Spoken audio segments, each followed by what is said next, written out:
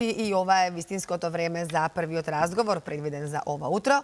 Веќе знаете, петоците, првиот разговор во петоците ни се резервирани за гости од клиничката болница Аџи Бадем Систина, а ова утро, заедно со наша искра, е магистар Болетин Зенуни, дефектолог во Аџи Бадем Систина. Добро ви утро. Добро утро. Имате убава и интересна тема, Искра. Ме препуштам. Да. Ирина, некако, мислам дека сосема логично е правено. Целата оваа недела ни е во знакот на почетокот на учебната година, така што денес со нашиот гостин ќе зборуваме за предизвиците кои што со себе ги носи учебната година, но гледана од стручен агол на дефектолог. За децата и за нас, претпоставувам, родителите. Повелете. Докторе, добро утро. Добро утро. Добро ни дојдовте. Рековме, ја споменавме веќе темата, но би сакала малку пред да започнеме да прецизираме на која категорија се обраќаме, за која ќе зборуваме денеска, односно кон кого ќе бидат упатени советите денес. Прво, благодарам за поканата. Секогаш е привилегија и чест да бидам гостин во вашата емисија. Така да денес им се обраќаме на нашите најсакани, најмили, на сите ученици што го продолжуваат патот кон успеот и кон новите димензии на знаењата, но посебно внимание на децата, на учениците што за прв пат влегуваат во училници и седнуваат во училиштните клупи. Вие како дефектолог се занимавате и со една посебна категорија на ученици, на деца кои што имаат и потешкоти со учењето, така што за нив двоен, троен предизвик некако доаѓа. Кои се за нив, да речеме, да општо да ги кажеме, можеме да кажеме деца со атипичен развој, така кои што имаат пречки, одредени пречки, попречености, така што кои се предизвиците за нив и какви се тие? Многу интересно прашање и значајно прашање. Пред да збориме за децата со проблеми во развојот, јас би сакал малку посебно внимание за сите ученици генерално, за да бидеме ние точни во проценка на секое дете посебно. Ние треба да имаме, да имаме во предвид дека живееме еден живот со брзо темпо. Начинот на живеењето не е како што беше порано. Така да многу треба да внимаваме за тоа што секое дете, особено децата што седнуваат за прв пат во училишните клупи,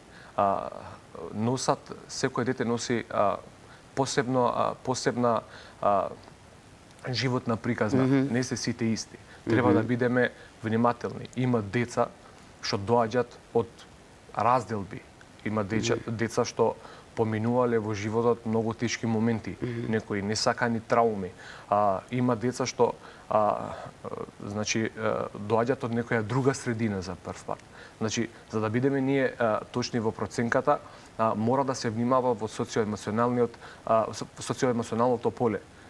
Затоа се ова е интересно и значајно за да ние креираме стратегии и методологии за да може наставната програма да се изврши така како што ние планираме. Посебно за децата со посебни потреби. Наставниците се... Ти се во најблизок, најдиректен контакт со нив. Така, наставниците се главната и клучната алка во целокупниот процес на наставата, затоа што првите ќе се соочуваат со можните проблеми што учениците ќе ги покажат во времето на наставниот процес. Така да, апелирам истовремено да бидеме многу посветени во овие рамки. Секако дека наставниците поминуваат низ разни обуки, се едуцирани, но еве за полесно да доловиме како еден наставник да препознае која е позадината, што се крие, еве, што ги споменавте, низа приказните што ги имаат децата. Да. Дека нешто не е во ред. Ете, како да препознае? Така.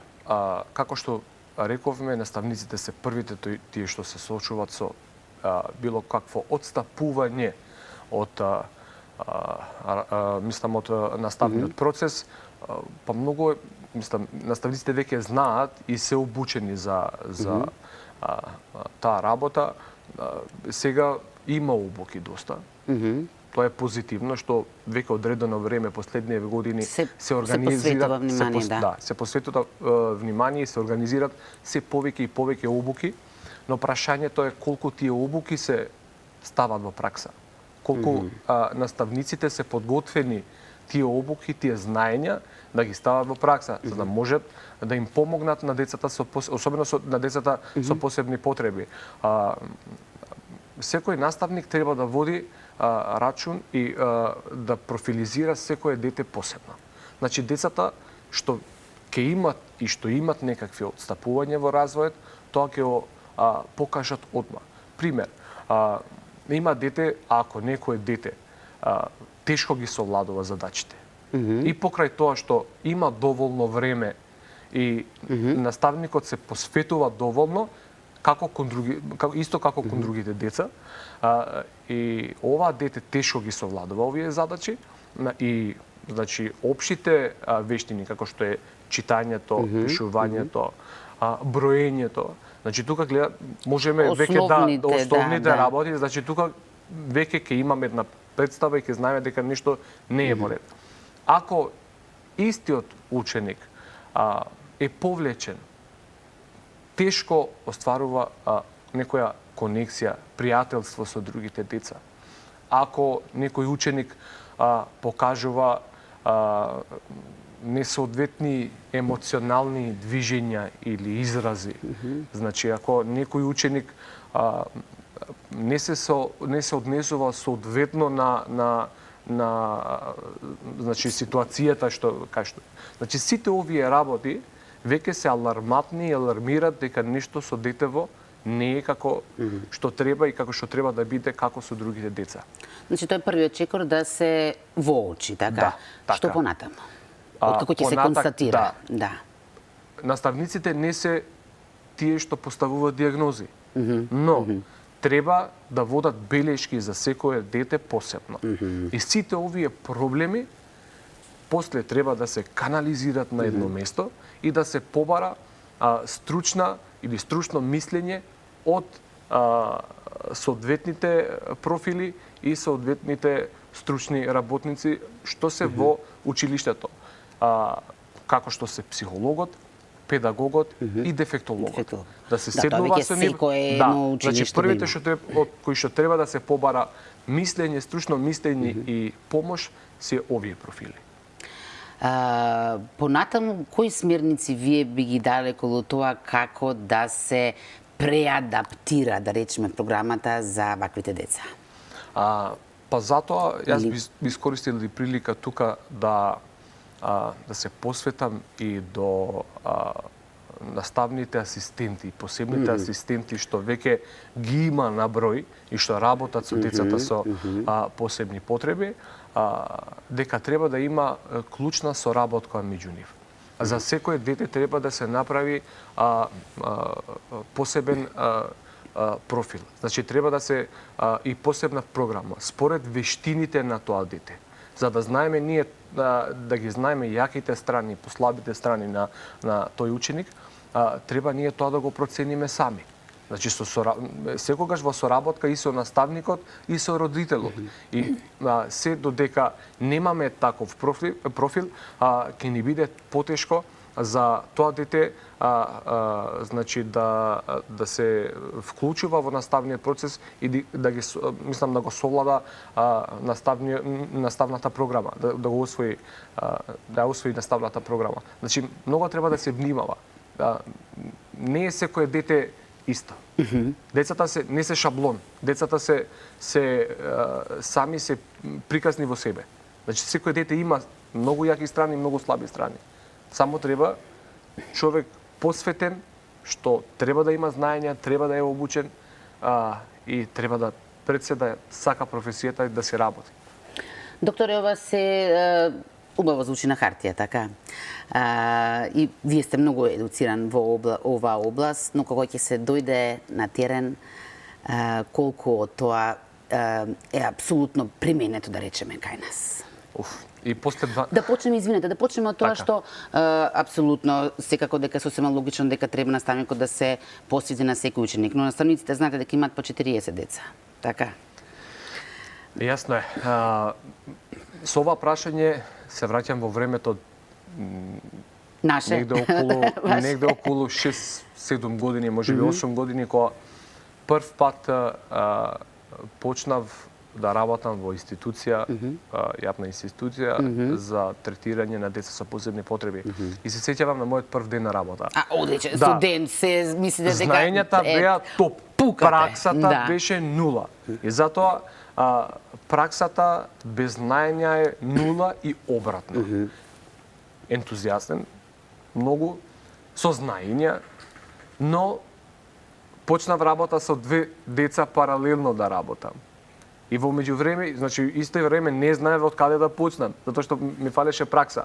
Така да низ годините човекот се учи дека не секогаш тоа што пишува во хартија може да се стави во функција на работата, затоа што, како што реков, децата се различни. И сега, после 12-13 години искуство, се случува некој ден да доаѓа некое друго дете за прв пат за проценка или за стручно мислење и одеднаш ќе гледаш дека ништо не знаеш. Фактички, затоа што доаѓа некој нов вид на дете со интересни потреби, со различни мислења, со различен профил. И тука искуството доаѓа во мислам во виделина, кој колку има искуство и со искуството да си го промениме работниот процес. Да, сигурно постојат и безброј методи и стратегии и веројатно во текот на процесот ги комбинирате. Или може да издвоите некоја или пак повторно се враќаме на тоа, се зависи од детето. Апсолутно. Знаењата треба да се комбинират, да се менаџират. Пак се враќам на ставот дека искуството си го прави своето. Искуството е нешто што не може да се купува. Тоа е некогаш ми треба, веќе имам во главата идеја со каков вид на дете ќе треба да работам само во првите чекори од детето кога веќе влегува во просторот на работата. Значи гледам дека добро, ова е дете, знам до каде можам да одам со ова дете, затоа што искуството си го прави своето. И доколку нешто не успева, тогаш менувате, така? Менуваме апсолутно. И тука доаѓа тоа знаењето. Дали дали да пробаме овој метод или другиот метод. Дали по овој пат да одиме или дали по другиот пат. Тоа е малку е и способноста на самиот професионалец колку ќе може тоа да го значи да се го стави во функција. Се до карактерот, се до има многу бројни фактори што секој од овие фактори помагат до креирање на една методологија. Според вашето искуство и во пракса, и во едукацијата, што е она што недостасува, што е она што може да се поправи во нашиот образовен процес кога станува збор за овие деца кои што имаат потешкоти? Во однос на тоа како е поставено сега. Јас, вие секако, но јас и како помлада генерација, сепак бев дел од генерациите каде што имаме солидна наставна програма. Значи, тоа е за среќа моја, за жал на другите генерации после нас. Ние сме сведоци како во нашите учители и наставници организира посебни часови за деца, за најталентираните ученици и за најслабите, така под наводници. И секој дете на кој што им треба помош. Да. И секој ученик на крај излегуваше со 1% на знаење. Не можеше толку така да мислам да поминува во второ на трето одделение пример без да знае, без да го заслужи тоа. Така, да го заслужи.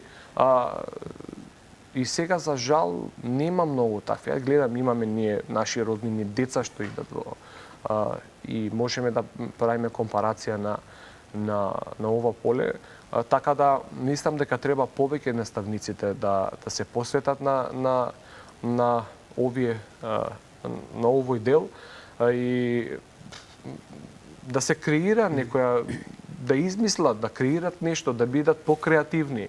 Значи, работат со отворени раце. Значи, сега технологијата отиде на многу напред. Значи, условите за работа се многу поинакви од порано. Полесно можат и до полесно информации. да стигнеме до информација, така да. е. Значи, зошто да не се стигнуваат информации? Зошто еден наставник на крај на работното време и покрај другите семени обврски и животни обврски, ама барем нешто да се подготви за часот за утре дента. Кажуваат учениците, има ученици што они сами барат знаење, други алтернативи на да се стигне до информации, до знаења. Значи, мислам дека на ова треба повеќе да се внимава и кога веќе се организираат обуки, да се проценат обуките. Ова обука дали може утре да се стави во функција. Не само да се пишува на едно ливче дека сме го поминале, ова, без да водиме белешки дека ама што треба да се имплементира. Крајната задача не е да се имплементира тоа. Ако ние немаме услови, како што за жал мора да го споменам еден момент, значи дипломската тема кога бев во фаза на завршување во мојот град, во една школа каде што јас излегов од тоа школа и нешто праша во околу инклузијата, прашањата ми беа околу инклузијата. Еден од наставниците ми рече, да, вика, вие зборувате за инклузија, вика, ние немаме клупи. Значи, можете да замислите каде сме. Да, инклузијата е нешто многу интересно, многу голем, многу широк поим. Но ајде да се вратиме на основни потреби. И затоа велам дека треба да се внимава на секоја обука дали тоа може да се имплементира понатаму. Да соодветствува. За да имаме фидбек и да има народот придобивки од тоа. Разбирливо. Докторе, на самиот крај би сакала да ги споменеме и родителите. И нивната улога, нивните обврски, предизвици. Вие во една ваша статија, мислам дека имате речено дека да се има дете со атипичен развој може да биде предизвик, но и подарок. Секогаш како да гледаат на тоа како на подарок. Секогаш кога гостувам или без разлика дали гостувам или сум негде дел од каде што се зборува за децата со посебни потреби, јас имав прилика и можност за истовремено да зборувам и како професионалец, како стручно лице и како брат на една сестра со посебни потреби. Значи јас пораснав со ова проблематика. Знам точно и ги чувствувам родителите точно, нивните болки ги чувствувам. Затоа што јас со секој родител прво зборувам како ист профил што го имаме, истото чувство, истата мака и потоа зборувам од професионалниот аспект за патот каде што треба да професионално да се движиме. Треба да се внимава во родителите. Носат многу. Они се веќе животот така им дал таков живот, мислам, таква средина, лесно се кршат родителите. Затоа треба да се внимава како ние како професионалци, значи и им го кажуваме и фактот дека нивното дете со посебни потреби. Треба да се наоѓа соодветна методологија како да стигнеме до таа констатација. Родителите се клучната алка, исто како што се наставниците. Значи, тука има една значајна симбиоза на работа. Тој триаголник фамозен, да. Значи, фамозниот триаголник. Родителите се соочуваат со многу проблеми. Почнувајќи од дома, потоа надвор и мислам дека и секогаш апелирам и правам обиди да има повеќе организирани обуки или собирање така за да им се даде повеќе можност на родителите да бидат они посамостојни во целиот овој процес. Не им е лесно на тоа. Значи, Треба да помислат малку и на себе, да се чуваат, да се штедат себе си и предпоставувам Апсолутно. дека затоа треба да се... Не е срамно да се обратат до стручен лица. Напротив, потребно. не е срамно. Туку напротивно е, значи, треба да побарат помош. Ние сме сега за среќа има доволен број на кадар каде што можеме да се обратиме. Да. Еве, јас не сум дефектолог, јас сум родител на дете со посебни потреби. Значи, треба да се побара од матичниот лекар почнува. Збориме за децата што се многу мали и што веќе почнуваат некако вид на одстапување од развојот, да веќе да го покажат. Тоа е, мислам, главниот проблем е недоволен развиен говор. Значи, или отсуство на говорот, тоа што најпрво се приметува, или однесувањето на детето. И сето дека родителите приметуваат таков вид на одстапување, нека се обраќат кај матичниот лекар, потоа од него да се обраќат кај најблискиот дефектолог, логопед или некој друго стручен кадар, за да се што порано да се стигнува да се започнува со третман и да се стигнува до една диагноза со крајна цел за да бидеме, мислам, детево да го стигнува тоа што Да не заостанува. Да не заостанува повеќе. Значи колку подолго чекаат, толку повеќе ќе заостанува, така. Ние знаеме дека раната интервенција е клучот за успех. Значи, што порано, како викат, подобро да спречиме отколку да лечиме. Значи, тука ова е тоа што го... Докторе, многу ви благодарам на јавувањето на вашето гостување и за оваа поддршка што им ја давате, особено на родителите. Впрочем, затоа и го работите тоа што го работите и сите на кои што се им потребни знаат каде да ве најдат во Аџи Бадем Систина. Сите што имат потреба, јас стојам на располагање секогаш за стручни мислења, консултации, проценки, работа, третман. Значи, нема срамно прашање. Родителите тоа да го сватат. Не е, ако мислат они дека срамно е да се прашува ова, не е срамно. Значи, нека прашуваат за било што нив им тежи тоа и нека знаат дека секогаш имат една отворена врата за да наоѓат спас или патот кон успехот и кон И не се сами, а и не се единствени, така. Не се ни единствени, не се ни сами. Заедно како општество мислам дека можеме многу добри работи да направиме за овие деца и за општеството во целина. Во целина. Да. Многу ви благодарам. Благодарам многу за можноста да бидеме да се дружиме денес и да... И ве очекуваме повторно, знаете, така? Да. Секогаш е добре дојдено вашата покана, така да стојам на располагање. Одлично. Ви благодарам. Благодарам. Ви благодарам и на двајцата, на вистина корисни совети до сите гледачи и до родителите и до децата, секако и до бабите и дедовците кои што не следат. Ви благодариме и како што кажа Искра, ве очекуваме повторно, бидејќи секогаш е корисно ова што го зборувате.